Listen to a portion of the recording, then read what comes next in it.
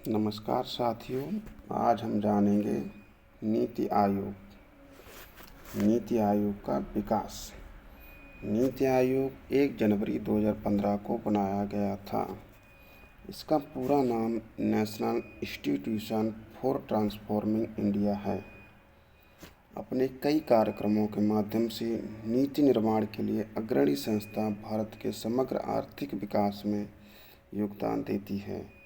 इसके अतिरिक्त यह देश को अधिक सुरक्षित और अभेद्य बनाने में सहायता के लिए मजबूत राज्यों के विकास पर जोर देता है। यह देश को वैश्विक स्तर पर एक महत्वपूर्ण विवेकशील राष्ट्र के रूप में विकसित होने में मदद करता है। संस्थान में 2 मुख्य केंद्र हैं, जिन्हें टीम इंडिया हब और नॉलेज एंड इनोवेशन हब कहा जाता है। अब जानेंगे नीति आयोग की संरचना। नीति आयोग में निम्नलिखित शामिल होंगे।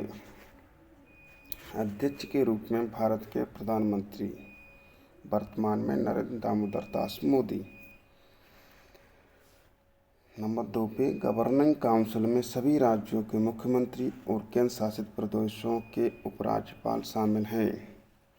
एक से अधिक राज्यों या एक क्षेत्र को प्रभावित करने वाले विशिष्ट मुद्दों और आकस्मिकताओं के समाधान के लिए क्षेत्रीय परिषदों का गठन किया जाएगा। इनका गठन एक निर्दिष्ट कार्यकाल के लिए किया जाएगा। क्षेत्रीय परिषदें प्रधानमंत्री द्वारा बुलाई जाएंगी और इसमें राज्यों के मुख्यमंत्री और क्षेत्र के केंद्र शासित प्रदेशों के उपराज्यपाल शामिल होंगे। इनकी अध्यक्षता नीति आयोग के अध्यक्ष या उनके द्वारा नामित व्यक्ति करेंगे। प्रधानमंत्री द्वारा नामित विशेष आमंत्रित सदस्यों के रूप में प्रासंगिक डोमेन ज्ञान वाले विशेषज्ञ और व्यवसायी होंगे। पूर्णकालिक संगठनात्मक ढांचे में अध्यक्ष के रूप में प्रधानमंत्री के अलावा शामिल होंगे। उपाध्यक्ष प्रधानमंत्री द्वारा नियुक्त किया जाएगा। सदस्य पूर्णकालिक, अंशकालिक सदस्य पदेन क्षमता में अग्रणी विश्वविद्यालयों के अनुसंधान संगठनों और अन्य प्रासंगिक संस्थानों से अधिकतम 2 अंशकालिक सदस्य चक्र अनुक्रम आधार पर होंगे। पदेन सदस्य केंद्रीय मंत्रिपरिषद के अधिकतम 4 सदस्य प्रधानमंत्री द्वारा नामित किए जाएंगे। मुख्य कार्यकारी अधिकारी भारत सरकार के सचिव के पद पर एक निश्चित कार्यकाल के लिए प्रधानमंत्री द्वारा नियुक्त किया जाता है। सचिवालय जैसा आवश्यक समझा जाए। गवर्निंग काउंसिल का मुख्य कार्य, अब इसके बारे में जानेंगे। गवर्निंग काउंसिल सचिवालय GCS गवर्निंग काउंसिल की बैठकों का समन्वय करता है। यह नीति आयोग के सभी कार्य क्षेत्रों, प्रभागों और इकाइयों की गतिविधियों का समन्वय भी करता है। समन्वय केंद्र बिंदु के रूप में GCS नीति आयोग के उपाध्यक्ष की अध्यक्षता में साप्ताहिक वरिष्ठ अधिकारियों की बैठक SOM का आयोजन करता है।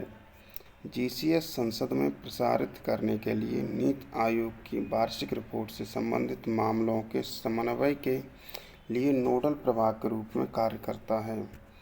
यह प्रभाग संसद के प्रश्नों, स्थायी समिति के मामलों, RTI प्रश्नों, CPG, RAMS शिकायतों और GCS से संबंधित VIP संदर्भों को भी संभालता है।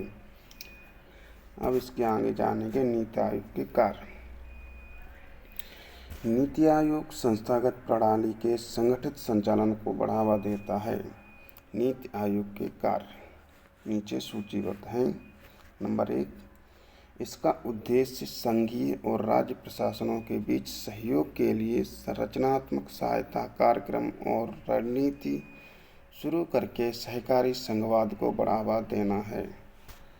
अगला पॉइंट है, यह ग्रामीण स्तर पर योजनाएं बनाने और उनके विकास को सरकारी स्तर पर योजनाओं के साथ एकीकृत करने के लिए कई तरीके बनाता है। अगला, नीति आयोग राष्ट्रीय विकास क्षेत्रों को पहले से निर्धारित करता है, योजनाएं विकसित करता है और ये सुनिश्चित करता है कि राज्य सरकारें इस प्रक्रिया में सक्रिय रूप से भाग लें। अगला, नियोजन संगठन ये सुनिश्चित करता है कि उसकी आर्थिक नीतियाँ और रणनीतियाँ राष्ट्रीय सुरक्षा को ध्यान में रखें। अगला, नीति आयोग दीर्घकालिक नीति और उसकी रूपरेखा विकसित करता है, आवश्यक कार्यों को लागू करता है और उसके अनुसार प्रगति और प्रभावशीलता का विश्लेषण करता है। अगला, ट्रांसफॉर्मिंग इंडिया संस्था उन सामाजिक सांस्कृतिक क्षेत्रों पर विशेष ध्यान देती है जो इसकी आर्थिक सफलता से लाभान्वित नहीं हो रहे हैं। नवीनतम आविष्कारों, उन्नत ज्ञान और अग्रणी समर्थन प्रणालियों को बनाने के लिए राष्ट्रीय और अंतर्राष्ट्रीय चिकित्सकों, विशेषज्ञों और नवप्रवर्तकों के सहकारी संग्रह की सहायता से यह अंतर्विभागीय और अंतरक्षेत्रीय मुद्दों को हल करने के लिए एक मंच प्रदान करता है और कार्यान्वित करता है विकास की रणनीति। प्रभावी शासन और व्यावहारिक विकास के लिए सर्वोत्तम प्रथाओं पर महत्वपूर्ण शोध करके ये अत्याधुनिक संसाधन केंद्र को संतुलित करता है। संगठन अपने हितधारकों के वितरण में भी सहायता करता है। संगठन सक्रिय रूप से मूल्यांकन करता है कि पहल और गतिविधियों को कैसे कार्यान्वित किया जा रहा है। ये तकनीकी उन्नति प्रदान करता है और पहलों और नीतियों को लागू करने की क्षमता में सुधार करता है। ये राष्ट्रीय विकास योजना के कार्यान्वयन और उसके लक्ष्यों से संबंधित कार्यों को संभालता है। अब आगे जानेंगे नीति आयोग की विशेषताएं।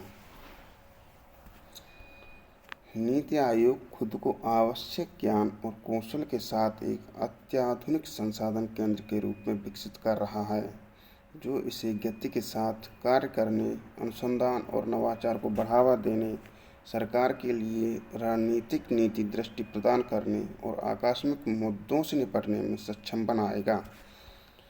अगला पॉइंट, यह एक संलग्न कार्यालय, विकास, निगरानी और मूल्यांकन संगठन DMEO, एक प्रमुख पहल अटल इनोवेशन मिशन EIM और एक स्वायत्त निकाय राष्ट्रीय श्रम अर्थशास्त्र अनुसंधान और विकास संस्थान NILERD द्वारा समर्थित है। आगे जानते हैं, नीति आयोग की संपूर्ण गतिविधियों को 4 प्रमुखों में विभाजित किया जा सकता है। नीति एवं कार्यक्रम रूपरेखा, सहकारी संघवाद, जांचना और परखना, थिंक टैंक और knowledge and innovation hub, NITI के विभिन्न कार्यक्षेत्र, सेल, संलग्न और स्वायत्त निकाय अपने जनादेश को पूरा करने के लिए आवश्यक समन्वय और समर्थन ढांचा प्रदान करते हैं। धन्यवाद।